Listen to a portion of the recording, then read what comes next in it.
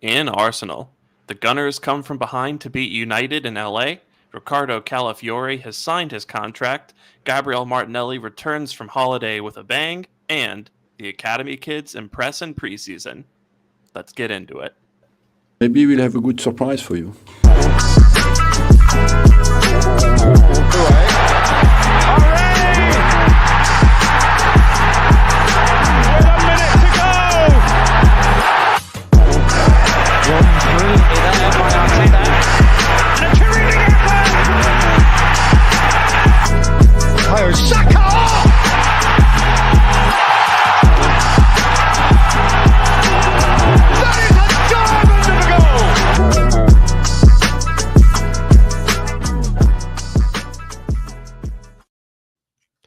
Welcome in to This Week in Arsenal, episode 66. It is Sunday, July 28th, 2024, and we are coming to you live the day after Arsenal came from behind to defeat United 2-1 at the SoFi Stadium in LA. A really good game. Højlund scored the first, and then Arsenal rallied. Jesus put in a goal to draw Arsenal level, and then Martinelli came back from holiday to really announce his intent on having a bounce back season by scoring, what was a really, I think, sumptuous winner in a way. And so we're going to talk about that. We're going to talk about the Bournemouth match as well that we drew 1-1. And we're also going to talk about a few other bits and bobs of news that has happened in the last few days. So looking forward to getting into all that. But with me to do that, as always, is my friend Sash, who you can follow on Twitter at LT Arsenal, and he wants you to know that he's a big Gabriel Martinelli fan. Right, Sash? Yeah, absolutely. I was so happy today when I woke up in the morning and checked the score to see Martinelli in the winner that he scored. I was so happy. Absolutely made my day. The last 1 week has been shit for me because of a very bad cold and throat infection. But yeah, now I'm getting back to normal, and to just see this guy scoring, so happy, so happy. The amount of disrespect I've seen on the timeline in recent weeks from fans is an absolute disgrace. So I will make sure that when every single time that Martinelli scores, I rub it in people's faces, like I did to you, Sham, before the start of the podcast. Although I wouldn't categorize you as much of a Martinelli critique or something. I think you said that you think Nico Williams is not an upgrade, but on his level, which I took offense to. The way I feel about that is, I think, Nico Williams or Pedro Neto or whoever we get, I don't think there's a guy on the market right now who clearly has a higher ceiling than Martinelli. The way I view it is, you have Saka, you have Martinelli.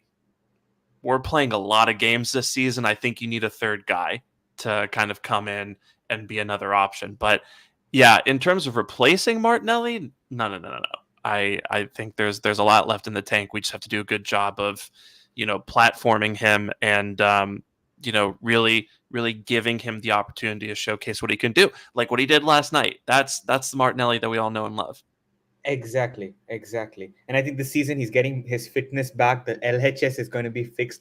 We're going to speak about it, of course, as the pod goes on. So I'm super excited. And I think this is going to be his best season, even better than 2022-23. Also, we have Rice, who's tuning in. Thank you, my friend. Thank you so much for all your love. You need to follow this guy. His transfer news is amazing. The amount of exclusives and information this guy has is amazing. And you guys have to check this guy's account out, because he does some really good work, and he's not like some of the other people, who's trying to do it with some ulterior motive in mind. He does it for the love of the game. So make sure you check him out.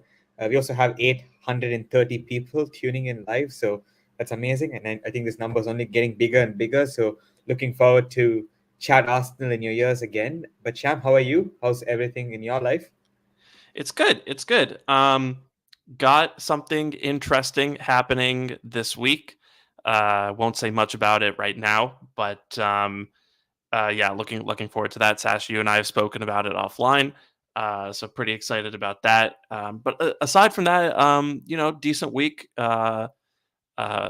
Work, the old day job has been a little tricky, but I saw Deadpool and Wolverine last night. That was excellent. You should go watch that. I've been listening to Madonna all day, which I guess is the effect that a Marvel movie has. But I'm doing good. I'm just it's nice to see that the team is really in a sharper place physically than I maybe expected them to be at this point in the season. So especially yesterday, I didn't manage to watch all of the match, but I've watched the highlights and some comps, and I kind of went back and watched a few chunks of it. And I think we looked on a different level to United still, which is really encouraging. So, yeah, looking forward to getting into all that. But first, before we jump into that, let's talk about someone who will be joining the team shortly.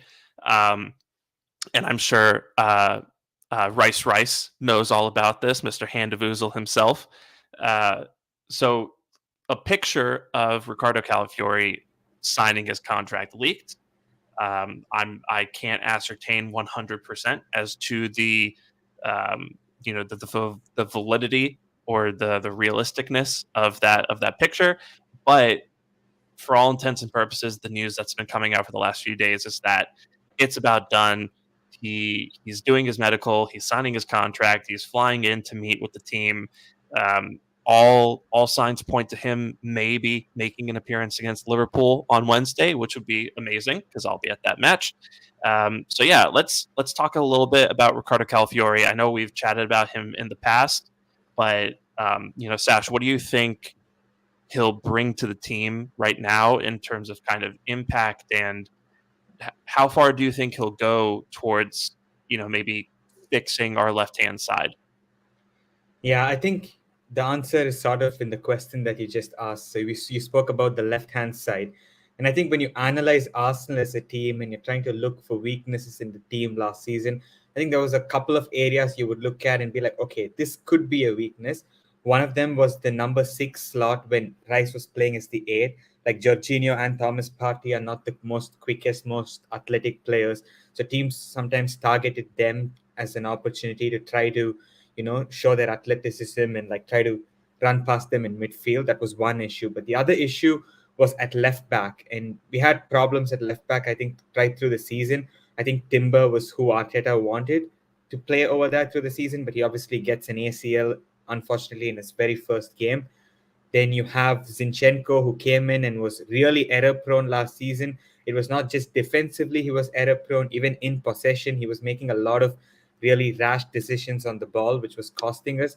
Then Kiwior came in, and I think he was probably the best out of all the players who played last season at left back. But even he, I think in certain big games against big players like Sane, he looked a bit out of depth. So I think really what Arteta has looked at is that we need to make sure we have a team with no weaknesses. When a team looks at us 11, they need to be like, they need to play out of their skin to win and just hope that we have a bad day.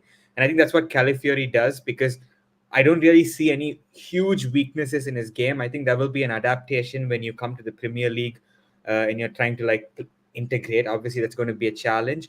And I think especially for an Italian player coming in from the Serie A, going completely out of his comfort zone, that's surely going to be there. But if I just look at him as a player, what I saw in the Euros, I don't really think he has any big glaring weaknesses. I think you can always nitpick with every player. They could get better here, get better there. But I think this is a guy that can really elevate us to a whole new level by really solidifying that back four. Like a few months ago, I put out a tweet saying, can someone tell me if there's a Ben White at left back, someone like Ben White at left back in the world? And nobody was really able to pinpoint on one particular option there. But Arsenal, I don't know if Calafiori was always the plan or whether they watched him in the Euros and then decided that this was going to be the guy. But based on what we have seen, I think he is going to be what Ben White is at right back, at left back. And we also know that he can also play as the center back.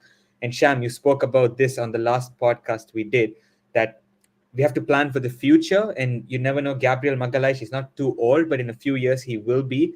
Maybe then Calafiori becomes an option at center back. Maybe he's even an option at center back now. Like with Arteta, you can never really tell what's on his mind. But I think he's a guy who brings reliability and versatility. And I think it's a phenomenal buy from Arsenal. And yeah, I think also the last thing is his character is amazing. You saw what he did in the Euros, carrying the ball out under pressure in the 92nd minute or 93rd minute in stoppage time, the very last kick of the game. So he's going to bring a lot of this. He's also going to bring some sauce and drip.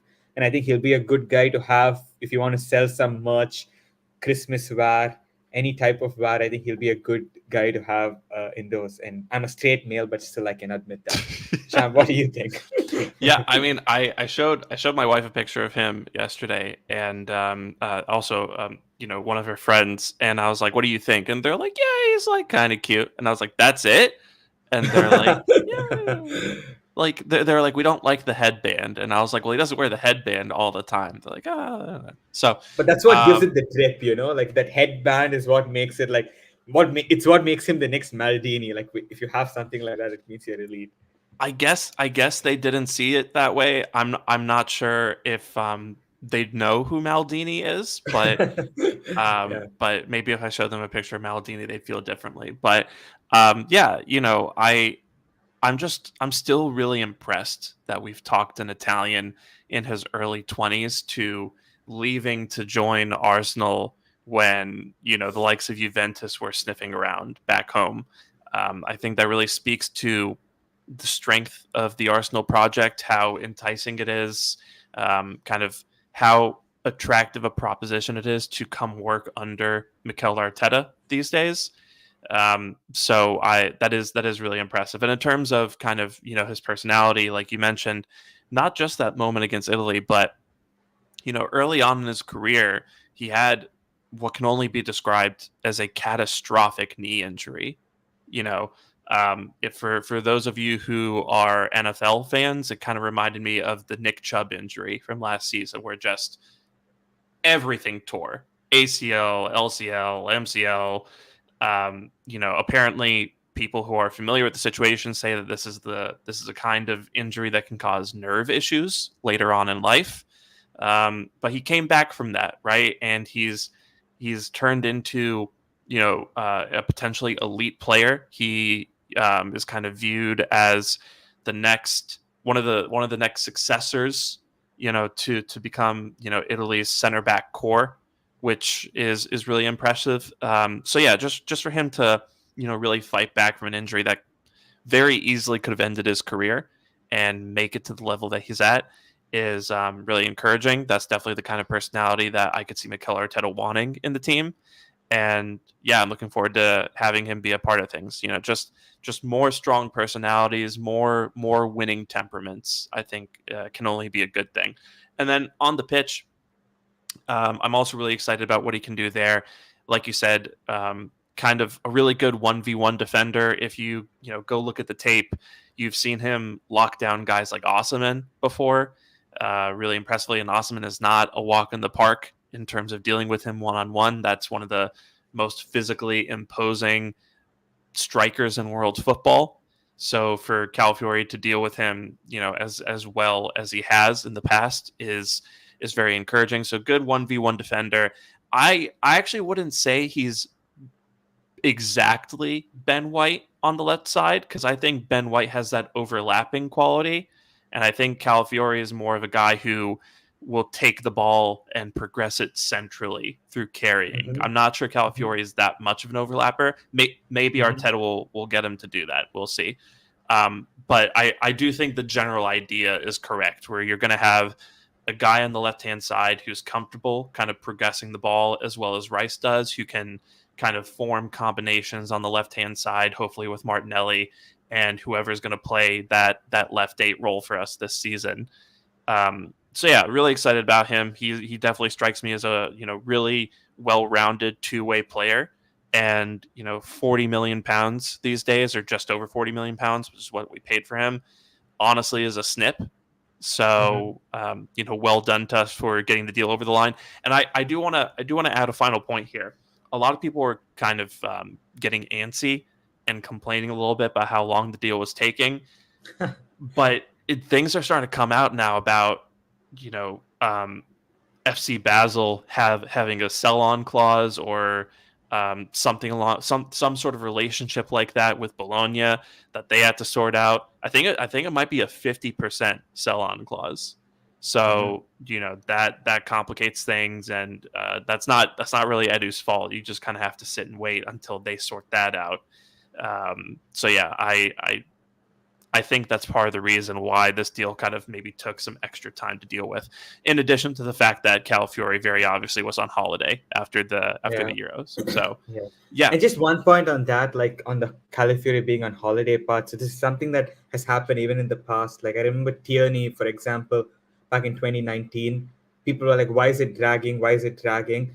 The fact was he was on a holiday and he wasn't due to arrive. Like I think it was the first week of August when he was back. So Arsenal are not going to sign a player and simply have them on the wage bill for no reason, So you want to bring in the player when you want them. So it makes no point to sign them before, especially when they already have an agreement with the player and with the agents. I think it's been quite clear for some weeks now that Calafiori is signing. Of course, people are always traumatized by some signings that crashed, and I get that, but like this one was pretty much done. Yeah. So I think at this point, nothing to worry about. I would be shocked if we didn't see an announcement for it this week. And yeah, getting pretty excited to see Calafiori wear the shirt, and very curious as to what number he's going to get. I'm wondering if Not we're the going number to 10. Not the number 10. No. I don't think we'll give him the number 10. I wonder if we're going to take 3 off of Tierney and give it to Calafiori. We'll see. I don't think the odds are that The high. thing is that Calafiori can also play as a centre back, and I don't like 3 for a centre back. So I would like something which suits a hybrid. Like I think a double-digit number might be good. I feel. My guess, honestly, would be 33. I think 33 might be the number he takes. Did someone have 33 in the past for Arsenal recently? Not that comes to mind, no? No, I can't remember. No. I know Walcott wore 32 when he first joined. I think Joel Campbell also might have worn 32 at some point. I might be wrong about that. But yeah, I can't remember anyone who's worn 33. Okay, but 32 is still too high. Something within the 20s might be good. Like I feel 20. like Italian players love like randomly high numbers though. I feel like But whenever I watch the Serie A, there's some guy running Yeah. around with like 68 or 99 or something weird like that. So But I don't know if Arsenal's policies would allow that. Like, I think Arteta wouldn't allow stuff like that. He'd be like up to 25. that's true. Wasn't Declan Rice getting 41 something of an exception to the rule? I think it was. Yeah, I think it was. Yeah. So I remember hearing that rumor, but yeah. So that's Calafiori. Looking forward to seeing him, and yeah, I guess you and I will kind of have a running bet on what the number is going to be when he is officially unveiled as a player. But I will let you know in a week's time. Okay, I will let you know by next Saturday what the answer is. Yeah, send me your prediction on Saturday. So speaking of players that we're going to see in the future, where the Arsenal shirt, I think we had some really impressive performances these last few days against Bournemouth and Liverpool. We'll get to kind of the main guy in a second, but just generally speaking, out of some of the other youth players that we've seen, right? Josh Nichols, Miles Lewis-Skelly, Aiden Heaven, Salah Adine, Uled Mahand. What do you make of all those guys? And have you kind of where do you think they are in terms of being able to contribute to the first team? I think there's only one guy I feel who's like ready, like absolutely ready for the first team, and that's Ethan Nwaneri. I think he's like a level above every other youth player, and I think it's very easy when you see it. Like, I'm so impressed like with the fearlessness that he has on the ball. Like, a lot of times when some of these guys come to preseason, they're more worried about not making a mistake, and you can understand that. Like at 17, 18, you get a chance and you're thrown on the big stage. You're obviously going to be a bit conservative, but Ethan is playing to win the game. Like, he's receiving the ball in like really tight situations under pressure. Like, he literally sent Casemiro back to like Real Madrid like yesterday with one of those moves. It was insane. Like, I cannot believe it. Like, I've never seen a 17-year-old this good coming out of Haaland ever. Like, at 17, this level of readiness I've never seen. Like even Saka, it was clear that he was talented, but even you thought, okay, this guy he needs to be like integrated slowly, and you need to like give him like some time. But Ethan seems to me like he can just walk into our midfield tomorrow, and like he wouldn't be like a guy that the rest of the team is trying to accommodate. Like he would be a very solid part of the team. And like, of course, people will say don't get ahead of yourself after just 2 preseason games. But I'm not looking at just these 2 games. I'm even looking at some games we played against teams like Juventus and Milan back in 2022, just after the World Cup. We played a couple of friendlies before the league started. And even there, like Ethan and Miles Lewis Kelly, they just looked like they belonged at that level. I think Lewis Kelly as well is another guy that shows a lot of promise. I'm not sure he's as ready as Ethan is, but I still think he's really close. Lewis Kelly. Like I think he could go to a good team in the championship on loan and really cement himself. I would like that for him because I don't see him breaking into the midfield right now. But I think next season he could, maybe even as an inverted left back. Like you never know. Like he's a guy that can solve a lot of problems. So I was very impressed with both of them, and even Heaven the center back, was also really impressive. Like he made a mistake yesterday against Hoyland, but from what I saw, like he recovered really well after that and showed a lot of character. And I think sometimes that's even more important than like what you show on the pitch, because at 17, sometimes physically you're not going to be as good as a 24-year-old Hoylund is, for example, right? So I think that character is important. And I think these Haaland guys are really good. Like they really have a big future, and hopefully this can also dispel the myth that Arteta hates youngsters or something like this. Because I think Ethan is set to play a really prominent role this season. That's what Gunner Blog reported from the Athletic in his column as well. So I think Ethan was lights about the rest. Even the goalkeeper was good. What's his name? Was it Carl Hein? Yeah. Carl Hein, yeah. He was also pretty good, but I think he's sort of established at this point. But yeah, overall, very, very happy with what I'm seeing in preseason so far. Timbers being integrated in, a lot of these youngsters also showing their worth. But yeah, Sham, what do you think? Like, what did you make of Ethan Nwaneri? Like, I feel like people should be speaking about him a lot more, because this guy, I really think we have like a Bellingham and Lamine Yamal level of talent here at Arsenal. I really think so.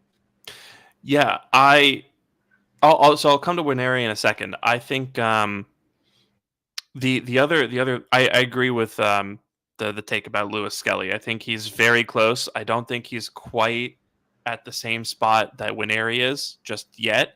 I wouldn't be shocked if by this time next year, though, Lewis Skelly was ready. I've been very impressed with him playing that inverted left back role. He seemed very comfortable, occasionally operating even as a left six from after inverting, which is very encouraging on his part. I think, if I remember correctly, didn't he have the assist technically for Martinelli's goal? Yeah, he did. Yeah, He did. technically. Ethan and Lewis Kelly with assists yesterday. That's huge. Yeah, Nwaneri had a much more impressive assist. But yeah, that was a great cross for him for Jesus to put away. So Lewis Skelly, I think, will do really well. Maybe he'll make it into the first team. I think a loan would be maybe a little bit more beneficial for him. And then Salah, I think Salah almost has kind of become like a forgotten player, because if I remember correctly, he got loaned to Hull. I think that loan was okay. I think he got injured. He got injured. Yeah, and he kind of fell into that group of players that everyone's kind of resigned to just losing for free. Maybe he'll pop up at like some random team, and all the best to him. But now I think he's really put himself in a position where he has a year left on his contract, and I think Arsenal have this policy of not loaning out players if they don't extend past a year. I think Arsenal will really want to keep him at this point and try to make that contract extension happen and loan him out, and then see what they can make happen with him afterwards. Because he looked way more comfortable in these settings than I expected him to be. That's 2 years ago, if you told me that a youth player was going to impress in that kind of position, I would have thought Patino would have been in that spot and not Salah. So that was really encouraging from him. Aiden Heaven, really good with his feet. A lot of people keep saying he's a midfielder playing center back. Mhm. There might be some truth to that. I think the standout quality from him, in addition to his ability to play off from the back, is just the fact that yes, he makes mistakes. That's especially common for young center backs. I mean, Arsene Wenger has a famous quote about how how when you play a young center back, there's a cost in terms of points to that, Mhm. which is a quote that I feel like we were saying a lot back in the days when Saliba or when people were demanding Saliba be integrated into the team as like a 19, 20-year-old. I think the same kind of applies to Aiden Heaven, where he just needs that time, especially to develop. Because if he makes the mistakes, he's going to get more heat for that than like a midfielder or a striker would. But I really liked how he would make a mistake. He did it against both Bournemouth and United, where Bournemouth, he got put on his ass by Solanke. Against United, Hoyland beat him in a physical battle before he scored that goal. But he bounced back after both of those moments and, put in really impressive, encouraging performances. And that speaks a lot to his personality. And that's something that Arteta highlighted when he was asked about him. Who else am I forgetting here? Josh Nichols. I think Josh Nichols looked pretty good. Very, very quick. Had some good combinations on the right hand side. Good in the duel. I will say I still feel like he's a little undersized, but all in all, I think there's definitely something there. I think he's one of the players I'm especially interested to see loaned out. And then of course, the headliner here is Ethan Nwaneri, right? And I tend to agree. I think we're talking about a guy who I'm not sure he's as good currently as Bellingham or Lamine Yamal were at that age, Yeah. but Mhm. I do think he has a similar ceiling, right? And if you, Yeah.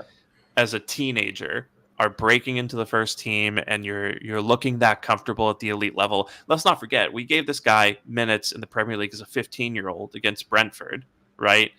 And we kept giving him the ball, which I think, speaks a lot to kind of the trust and respect these players had for him 2 years ago, right? And 2 years is a lot of time when you're a young player like that.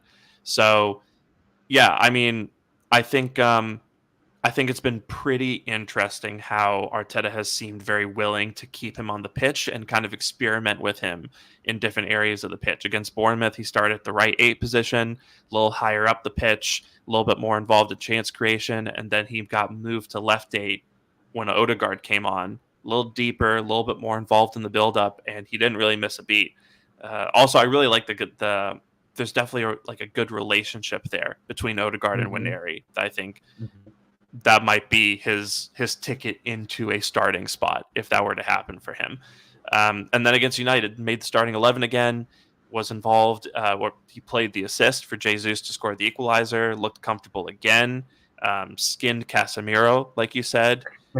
Just really, really, really impressive player. I have no doubt in my mind that Nwaneri is going to be involved in the first team this season. I wouldn't Yep. get my hopes up too much and start saying that he's a locked-in starter, but I think he has an opportunity to make that position his. Mhm. The left day position specifically, if things break correctly for him. So, really excited about all that, and I think it's hilarious that this is all happening. Like a week and change after this ridiculous outrage over Arteta not playing the kids and not trusting them. I had someone tell me that they wished we played an academy center back during the run in into the 22-23 season instead of Rob Holding. And look, you know, I don't think we should have played Rob Holding. I'm not going to sit here and say we should have thrown a teenager in there. That I just think we should have played Yeah. Kivior at right center Yeah. back way earlier than we did. But like there's actually people out there who think that an academy player might have performed better than Rob Holding, and I just think that's laughable. Um, Yeah. yeah, People wanted Ruel Walters to play at that time, right? And they all thought that Ruel Walters is on the level of like that City guy. His name is what? Rico Lewis, I think. yeah, I think so. The Yeah, Yeah, Yeah. the inverted right back. He did well that season, and fans were like, "Look at Pep, he's integrating the youth." But real Walters, like as I was mentioning, like people I speak to, like who follow the youth team, tell me that he was making mistakes even for the youth team, and the same guys that are asking him to play for the first team will be the first ones to bash him when he makes like a mistake. So like sometimes it's better to protect some of these guys from some of these fans, I think.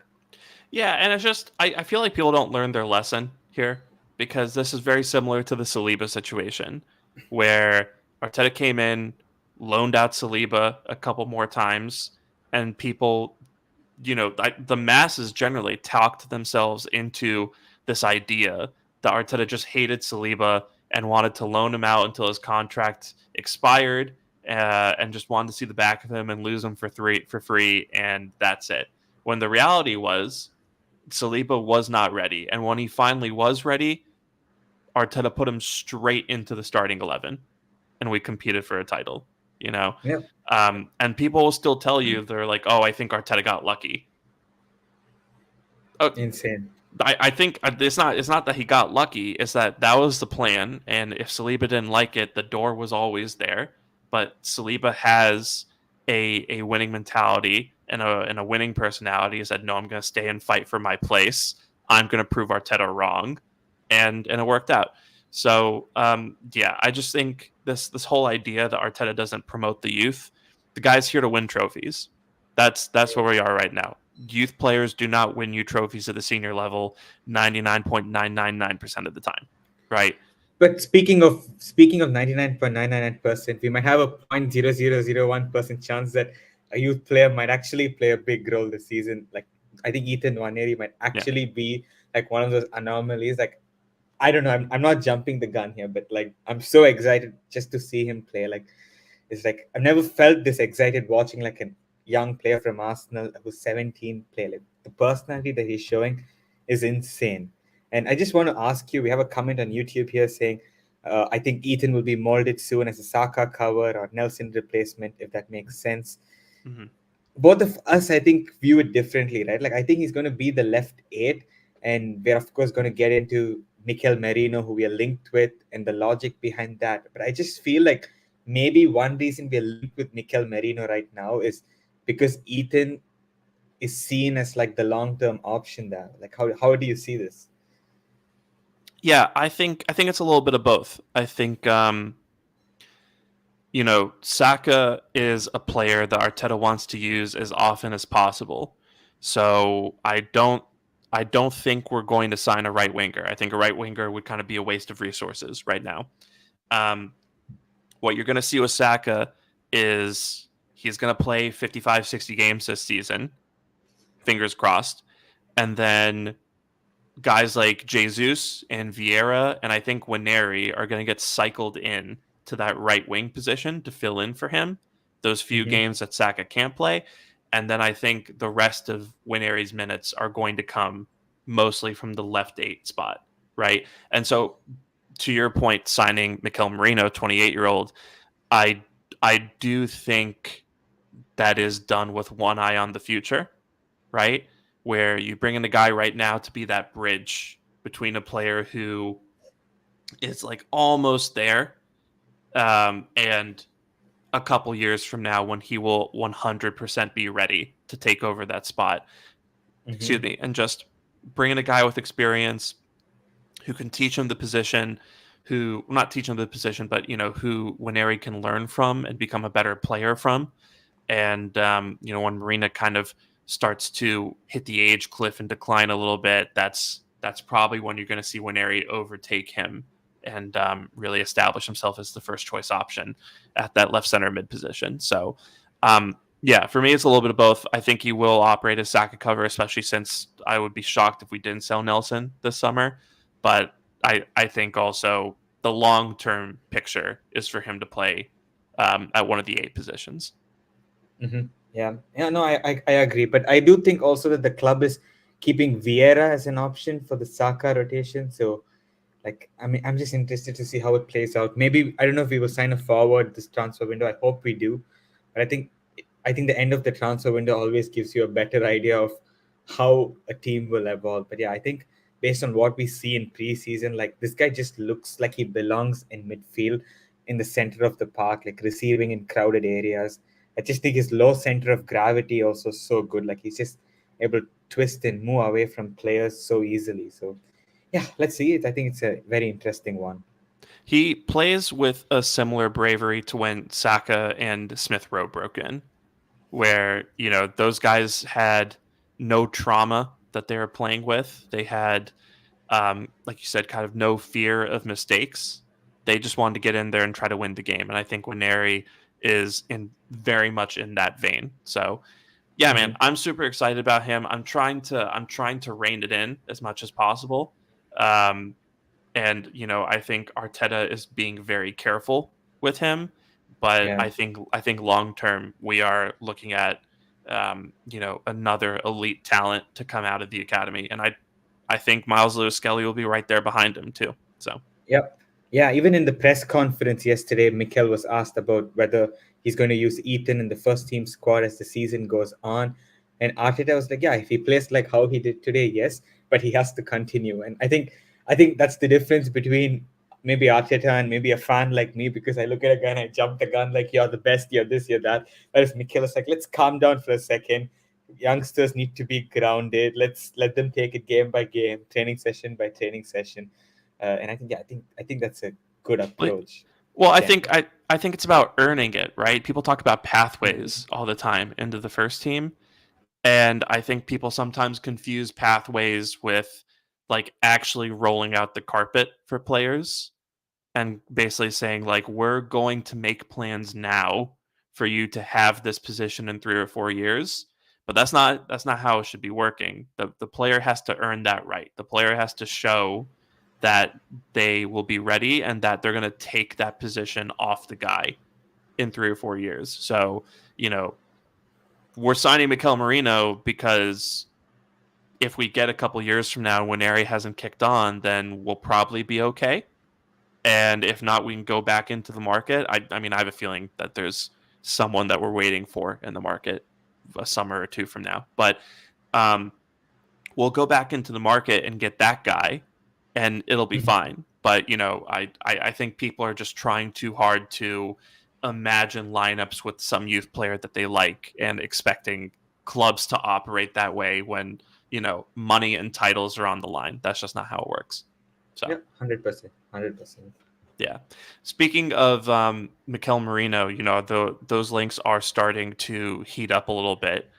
Um, so I just kind of wanted to get your thoughts on, what do you think of the player himself, and do you think this is a transfer that's actually going to happen? Yeah, I think it's a transfer that will happen. I know it's not everyone's cup of tea, and like for me also, he's not my number one option. But I think the club can see that he's not going to be too expensive. I think 25, 30 million. I think Arteta has wanted him for quite a long time. Like I remember, like as someone that used to aggregate transfer news before, I remember like this guy used to be linked with in the initial transfer windows that Arteta was here. So like 2020, 2021, there was always some links around him. And I think his stock has gone up a bit after his winning goal against Germany this Euros. He just leapt and headed the ball and also had a few decent cameos off the bench. And yeah, looking at him in like a closer eye, he reminds me a bit of Shaka. Not exactly the same player as Xhaka, but reminds me a little bit like the way he, like his pass, like the way he passes the ball. Like when Shaka passes, there's always a message behind the pass, and I think Merino is also something like this. I think he's more agile than Shaka, which makes it like easier for him to receive the ball in between the lines in more tighter spaces. But I also don't think he has like Shaka's passing range all the time. Like Shaka was phenomenal at just distributing the ball. I don't think he's as good as Shaka in that regard, but I also think that he's a better header of the ball than Shaka. And I think Arsenal basically are trying to replicate that Shaka profile, which is not so easy to find. And when you find a player like this, 30 million, plays for the national team, won the Euros, scored a winner against Germany, comes with tons of experience from the La Liga, and as we discussed before, he's also a player that you won't be opposed to benching a year or two from now to integrate the next superstar from the academy, right? So I think if we sign someone like Bruno G, then it's different. Then Ethan Nwaneri's pathways, I'm not saying it's blocked because he can always, like, if he's that good, he will break in anyway. But it just is easier to integrate a youngster like Ethan when you have someone like Merino's experience, who's very good, but he's also not world class. So it's not like he's totally indispensable. So I just think it's a smart and prudent signing from Arsenal. I think we need more numbers in that area. Also with Jorginho and Thomas Partey like getting old, I don't know. I don't think we can expect too much from them this season. And you want Declan Rice ideally playing at 6, so I think Merino is a good option. The only thing which will be interesting for me to see is if it stops with Merino, or would we bring in another midfielder after Merino? There's obviously been some talk about Fabian Ruiz, although it only came from one journalist, Duncan Castles. We need to see more on Ruiz, but I'm interested whether it's going to lead to maybe another signing, because I also think Arsenal needs some numbers around that position. I think we need a number 6, to be honest, with Partey and Jorginho getting old. But let's see. Let's see. Maybe Arteta views it differently. Maybe he sees Rice as the first choice as at 6, and then he looks at Jorginho and Partey, and he's like, whoever's fit can just fill in when required. But yeah, I think Merino's an interesting one, all in all. And I don't think you can be fussed about it. You don't have to be over the top and gassed about it, but you don't. It's not a signing which calls for a meltdown. I feel like some people are like, how can we go for Merino? This is a pointless signing and stuff like this. I think it's only a pointless signing if you spend 70, 80 million and then you're like stuck with someone you don't want. But for 30 million, I think it's a no-brainer. I think he's a good value for money buy, to be honest. Yeah, I don't get people saying that they're not excited about Merino. I mean, not every signing is supposed to be an exciting one. Sometimes you gotta eat your vegetables. Not everything can be. Exactly. Yeah, not everything can It's a be. good analogy. Yeah. Not everything can be, a perfectly seared steak. Sometimes, you got to get some broccoli in there. And, just bring in a guy who is going to do a pretty, um, unre- not unremarkable, but like, uh, they're gonna come in and do some dirty work. They're not coming in to score the long range goals or be the set piece taker or or be this guy who has like these amazing floated switch plays to put someone in one on one with the goalkeeper. That's not who Marino is. Um, I agree with this analysis that he's very similar to Xhaka, right? I think he's good with the duel, amazing aerial duel winner based on the numbers, and he's 6'2", I think, which checks out.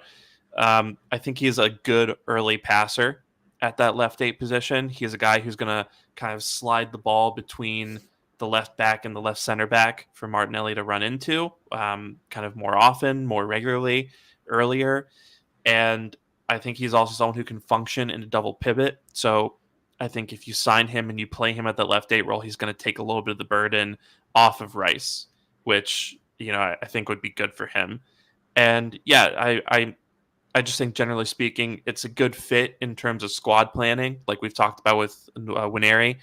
And kind of on the Bruno G point, is I wouldn't even say it's about the pathway per se. It's just about the fact that you don't want to spend 100 million on a guy who might not be a starter in a year or two, right? That's just bad use of resources.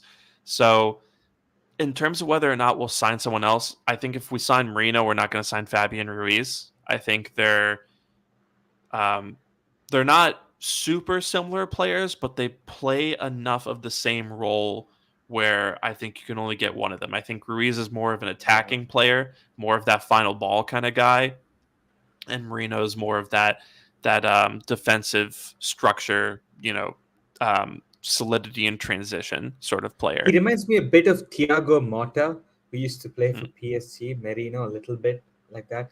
I think he could also maybe play as a 6, although I've not seen him there, but I don't see why not. He played it for Newcastle when he was there.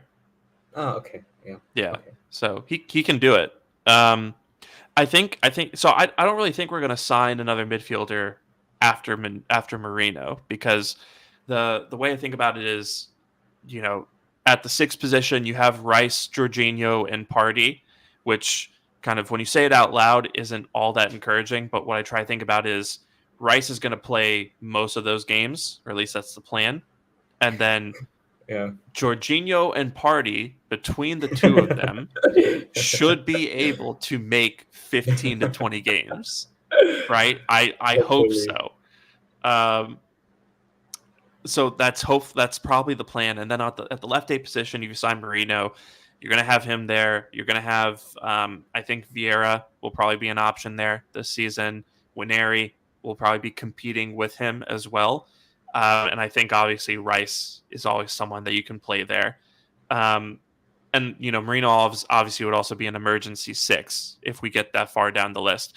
And on the right side, you've got Odegaard, you've got Vieira, you've got Nwaneri. So you've got, I would say, like 6 or 7 players for those 3 positions. So all in all, I think there is a little bit of depth there. And I think past that, you might be at risk of crowding things out. Obviously, this is probably our last season with Jorginho and Party in the team. So come next summer, you're going to have to bring in another 6 or, drop Merino into more of a 6 role moving forward and then bring in another guy to play that left 8 position. So there's options, and that's kind of what I like about the signing. It just gives you some flexibility because I think we're kind of hitting something of a transition moment in our midfield. So Merino doesn't really lock us into anything, which I think is part of the intent with that signing. So we'll see. He might not be exciting, but I think he's a pretty good player. I was impressed with him at Spain for the Euros this summer. So we'll see. Also not a contender for the number 10 shirt, I will add. Yeah, surely not. Yeah. And I mean, I completely agree with everything you said. And I also think that fans should not underestimate signings that Mikel makes. Like so many signings have been written off and have always come back to prove people wrong. So I just think that people, even myself included, should go into it with a open mind, and like give the player a chance and let him show us what he can do. Of course, at the end of the day, fans will always judge a player on the merit. If he plays badly, he plays badly. But I don't think this is going to be a flop signing. I think at worst he becomes a squad player. So yeah, I think it's a good signing, and I'm like fully behind it. But yeah, as I mentioned, I still would have preferred if we went for the most elite player like a Bruno Jota. But I also am realistic enough to know that those players sometimes you cannot buy them, or they're difficult to do. Or maybe we're going big for a forward. You never know. I think sometimes things make sense only at the end of the window. So let's just wait and see what happens. What's your prediction? So let's say we sign Calafiori and Merino. What's your prediction for other incomings for the rest of the window? And obviously, those probably depend on a couple outgoings happening. Yeah, I think we will sign a forward. That's what I'm thinking. I don't know if it's going to be a center forward or a wide forward. Like, I think everyone is very confused because initially what we were hearing like around January, Feb was we're going to go for a center forward, and there was some talk about Osimhen, and then suddenly it became that we would go for a wide forward. But I just think we're going to go for the best option out there. Whether we get a deal done or not is another matter. But I think we're definitely going to try and go big on some forward. I don't know who this player is. Like, for me personally, I would love Rafael Leao. I would really love him at Arsenal. I think he's exactly what we need because he can play wide forward, he can play center forward, he can compete with multiple players and really elevate the front line as a whole. But I think he's going to be in excess of 100 million. So I don't know if the club is prepared to do that. I think Osimhen, every day his valuation seems to just drop by a few million. So interested to see if maybe the club is waiting for his valuation to drop to, I don't know, somewhere maybe even between 70-80 million before they make their move. There's some options out there we're not linked with, like Kvaratskhelia. I can never pronounce that guy's name correctly, so excuse me for that. Kvaratskhelia? Yeah, I can't pronounce his name. Yeah. I had to say his name like 15 times in a row before I got it. So yeah, it takes a second. Yeah, I don't think I'm even going to attempt that. But yeah, I think he's also a potential option out there. Like there's players out there, and I think one thing that fans should realize is that don't think that we can't sign those players just because we are not linked with them, right? Like we've been linked with Isak and Osimhen, so people think, okay, maybe outside chance. But I always think there's always a possibility that out of the blue somebody comes, we're linked with that person, we get it wrapped up. So the transfer window is really dynamic, and yeah, I would love if we could just sign that forward to elevate the level of our front line and give us a bit more of that decisiveness in front of goal, because that's why we struggled, I think, last season. That box efficiency, that bit of ruthlessness in key moments. But I mean, again, it's sort of clutching at straws because we finished like 3 points behind City, right? We almost won it. So we just need some marginal gains here and there. So hopefully that's what we will do. But what do you think? Do you see another signing after this, or do you think we have packed our bags and finished our work? No, I think there's other signings coming in. I think we'll get a forward. I'm kind of in the same boat as you, where I don't know if it's going to be a wide forward or a center forward. I think the state of play right now is that we have a couple players are interested in. It sounds like it's Osimhen and Nico Williams, but we're waiting to see how things play out. Right, like with Nico Williams, very clearly he wants to go to Barcelona. Barcelona very clearly want him. But unfortunately for Barcelona, you can't just call dibs on players and then that's it. So they're probably trying to figure out a way to find the money. And Nico Williams is waiting or is willing to wait for them. So I think if you hit the end of the window and Barcelona are, pulling out empty pockets, I think maybe there'd be an opportunity there. And then with Osimhen, I think Napoli were originally demanding. It was a release clause similar to Rice's, and then I think no one really was willing to spring for that. It sounds like Antonio Conte doesn't want him really; would rather sign Lukaku, which is a very interesting choice, but okay. So it's clear that Napoli are envisioning a future without Osimhen and would like that future to begin this summer. So I think we're just kind of waiting for Napoli to lower their price demands there, and then maybe we jump in for that. But I again, it's about being flexible, and I think we've put ourselves in a position where we are flexible, right? Because if we sign Nico Williams, then we can start. Then we can keep Havertz as a starting center forward. Jesus is an option behind him. Martinelli maybe as the emergency center forward, right? If we sign, excuse me, if we sign Osman, then Osman is the starting center forward. Havertz probably becomes an option at left eight and can play that second striker role. Can also fill in at center forward. Jesus can do it, but maybe Jesus takes on more of a wide forward sort of role, and we see him on the right and left wings more often with Mhm. Osman. So it's really smart squad building when you think about it. We've put ourselves in a position where we can take either one of those players and adapt pretty well to them, and move our players around in a way that's comfortable for everybody. So yeah, I think it's just about us playing the waiting game in that respect, which people really always seem to not understand. Is you can't just pull the trigger on players at the very beginning of the window, right? First, you had the international tournaments, and then you had people going on holiday, and then you're kind of waiting for the dominoes to fall so that you can go get those players at the price that you want to get. Because Yeah. I think we're seeing that the Cronkies aren't just going to let Arteta and Edu spend 250 million every summer, and that's the end of it, right? I think we're going to see some outgoings this summer. I think we're going to see some more shrewd deals. Rice, I don't think is the rule. I think he's the exception. Rice was a guy that we absolutely needed to have, and maybe more than that, we absolutely needed City to not have. So that was why we were willing to fork over such a record fee for him. But I don't think your record fee doesn't come along every summer. So I think this is a summer of just adding very shrewdly. waiting for a couple things to play out with targets that we have. And I'm sure if things don't work out with either of those guys, then like you said, there's players that we haven't yet been linked to who are on the list that we'll probably move on to and be able to sign. So I think we'll bring in a forward signing. Couldn't tell you if it's wide or center forward.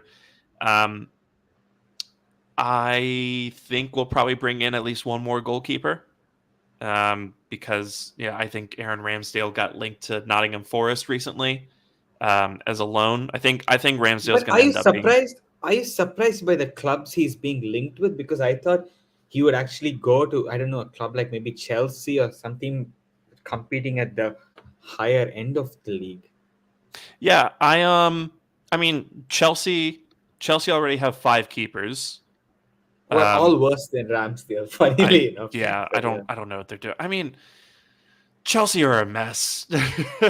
I mean, I think they actually excuse me. This isn't an exaggeration. I think they actually do have like 45 players currently on the roster before they loan people out. So Yeah. I don't know what they're doing with the rest of the league. City have Ederson, Liverpool have Alisson, Villa have Martinez. It's hard to see an opening anywhere but the teams further down the table. Newcastle, maybe. Maybe Newcastle, but aren't they going for what's his name? James Trafford. Yeah, did they already sign him? Or? I'm not sure. Yeah, I think it's one of those things where maybe Ramsdale has that reputation of not being a top level keeper. He did it for 2 seasons at Arsenal, got replaced pretty unceremoniously, and the couple times we've seen him last season, he didn't look Cover all himself that in glory. reassuring. Yeah, so I think it's just at that point where no one who's really competing for anything wants him as a starting keeper and doesn't want to pay the fee to bring him in as a backup keeper. So I think you're left with, the likes of Nottingham Forest and teams like that who just need a competent goalkeeper to begin with.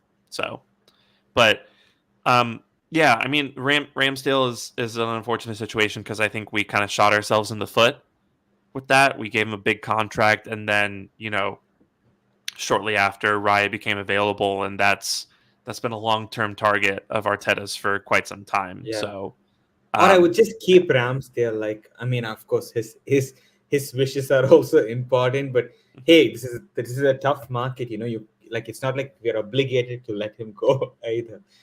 So it's like we might just have to trap him and like prevent him from going anywhere, basically.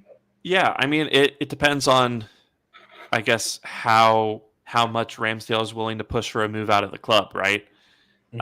If he is willing to stay another year, I would absolutely keep him, and then maybe just kind of figure out more situations to play him in, or maybe not throw the domestic cup games that quickly. Exactly.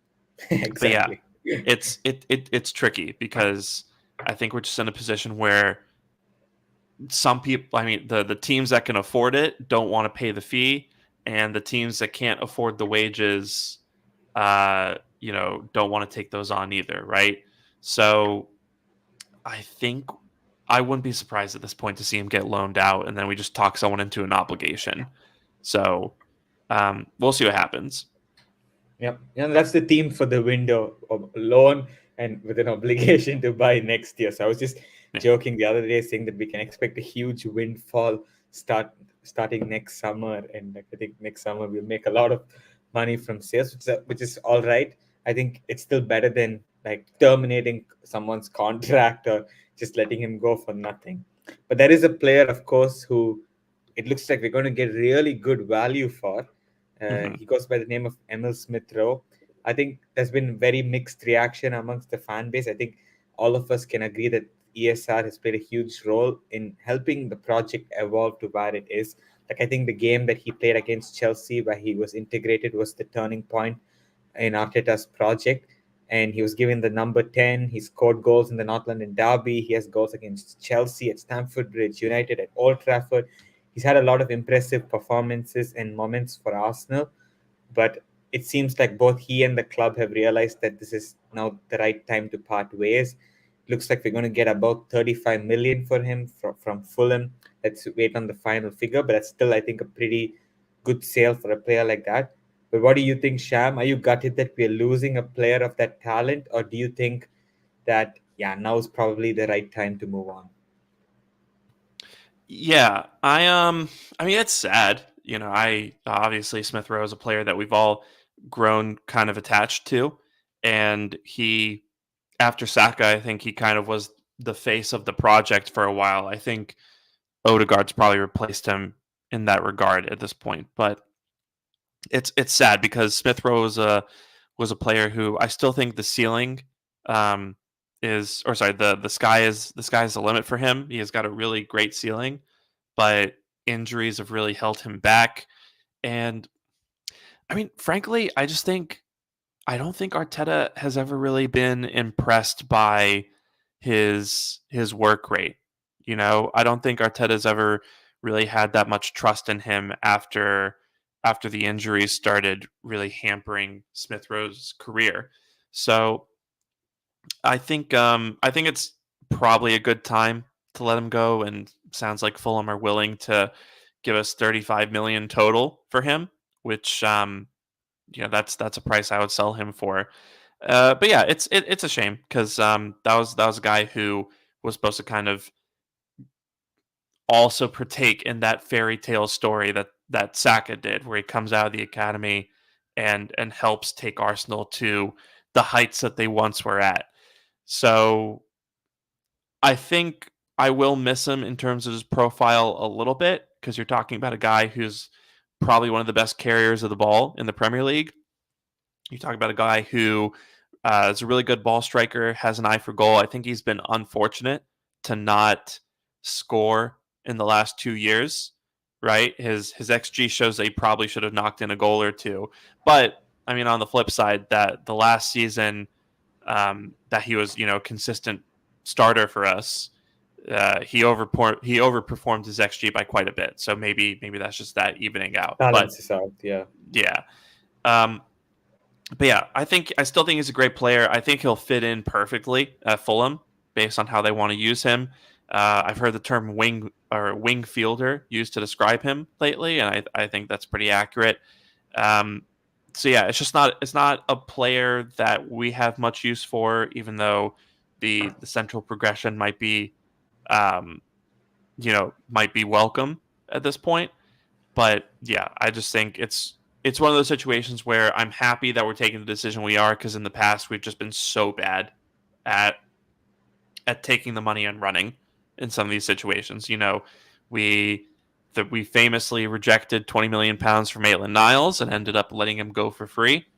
Yeah. We didn't take bids for Eddie Nketiah, and now we're gonna let Marseille beg us into giving him you're giving Nketiah to them on a discount, basically, unless a Premier League club steps in. Um, you know, Smith Rowe, even. I think Aston Villa were willing to offer pretty big money for him a couple of years ago, and we told them flat out we wouldn't take 75 million for him. So, Yeah. you know, we've been very good at kicking the can down the road on players, but I think we're just at a point now where there isn't room, that we haven't been good with outgoings, um, and this is an opportunity to make pure profit in a time where PSR is becoming an issue for almost everybody. So, Mhm. so yeah, I think it's sad to see him go, but I think it's a very necessary exit, and he needs to go play. You know, I think we've all grown a little tired of Arteta spending the last year saying, "Oh yeah, like I love Smith Rowe, he's great. I can't wait to use him," and then he plays like 150 minutes over the course Yeah. of a season. It's just Yeah. that's not good resources. It's not fair to him. He needs to go and kickstart his career again, and I think he's absolutely gonna smash it at Fulham. Yeah, no, this also brings me back to a point you made, I think, a month or two ago, where you mentioned that we should have a squad of players that the manager trusts, and I think you gave the example of Bayern at the Allianz Arena. Who do you trust to bring on when you're chasing a goal. And Smith Rowe wasn't trusted on that night. That was an opportunity for Arteta to use him, but he didn't do it, So I think it's really important to have a squad of players. And I also think beyond the point, it doesn't matter what you or me think about Emil Smith Rowe. I think ultimately it's what the manager thinks that's important. I agree with your point about Arteta maybe doubting his work rate, but also to play in midfield, you need to do more on the ball. You need to be able to pick a pass. I've never seen almost Emil Smith Rowe playing a through ball that cuts lines. People will say he's not that type of player, but all the box to box midfielders who played left eight, whether it's Gundogan or whether it's Aaron Ramsey, even Yaya Toure, all of them, they could pick a pass when they had to. They could pick a pass, they could play a through ball. I've not seen enough of that from Smith Rowe. And in general, he's not really imposed himself in the games that he's played. He's been very conservative, I felt, with his play, which went completely against what he was known for, which, as we discussed earlier on in the pod, was that fearlessness, was that drive. So I think somewhere along the way, he has lost that too. And I think his move to Fulham will be a good chance for him to rediscover that. But having said that, I think guys like him, Tierney, and all of these guys deserve huge appreciation for the role that they have played in our project so far. And yeah, good luck to him. I think it's sad always to see a guy who you're attached to who also has a chant like Saka and Emil Smith Rowe, such an iconic chant. So it's like Yeah. sad to lose a player like this, but sometimes that's what football's about. Football, like, sentiment is important, but too much sentiment is not good, as you explained with Eddie Maitland-Niles. We just have to be objective about it and take the money and reinvest it wisely. Yeah.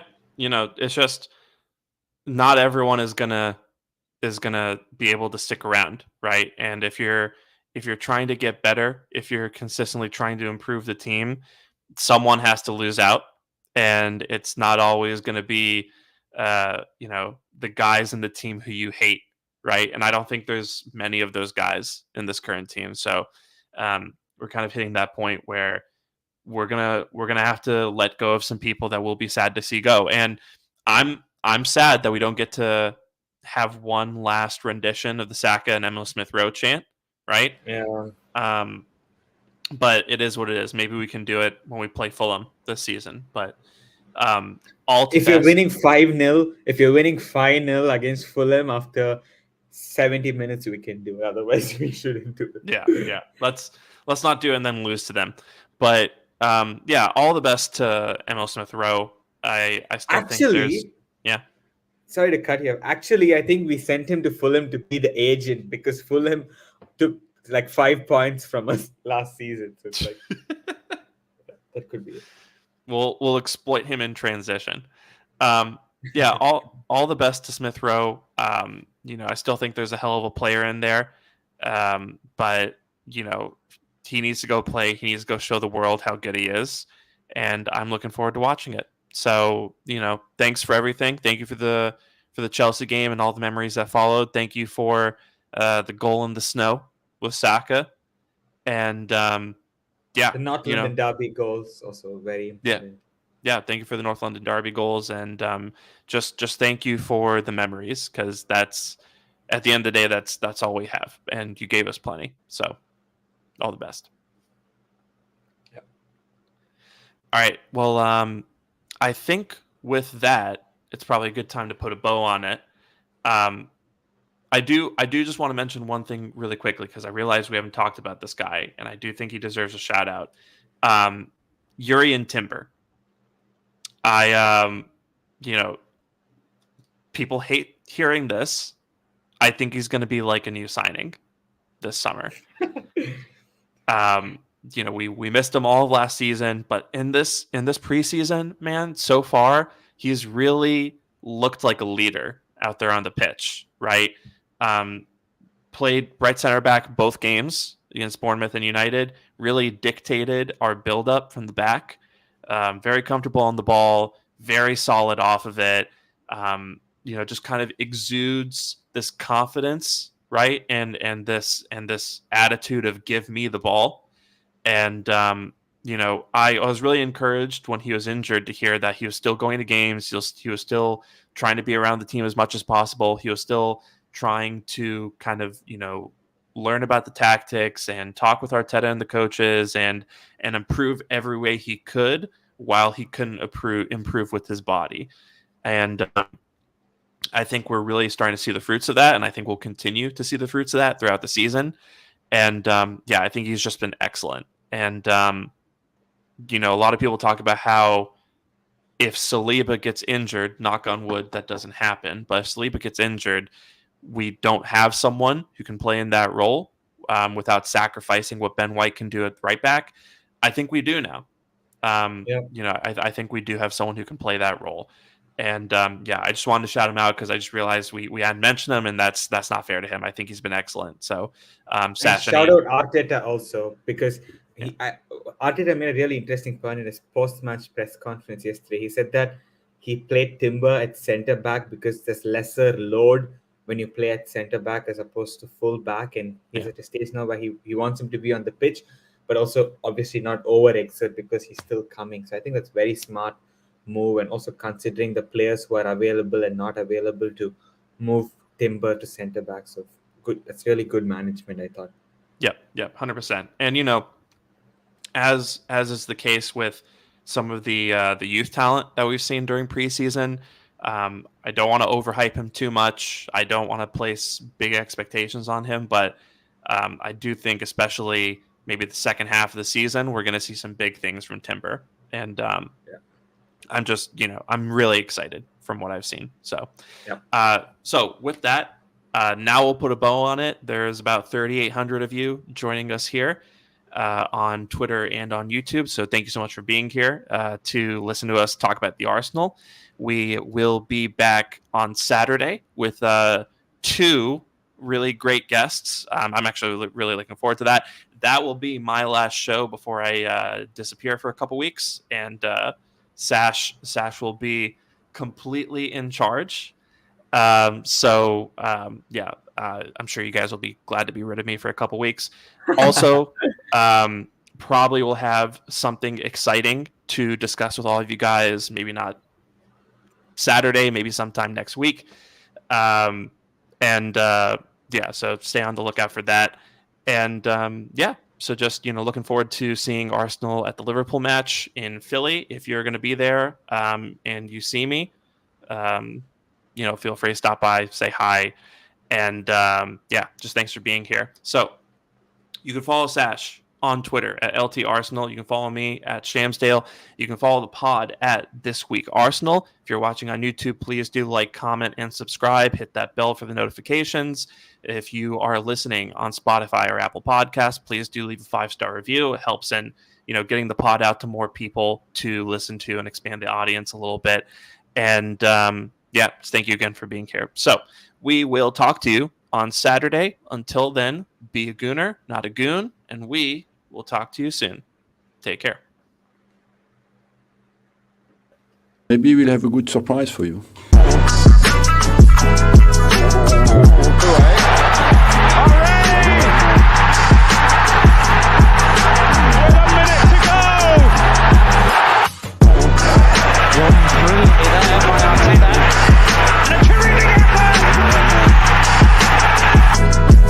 So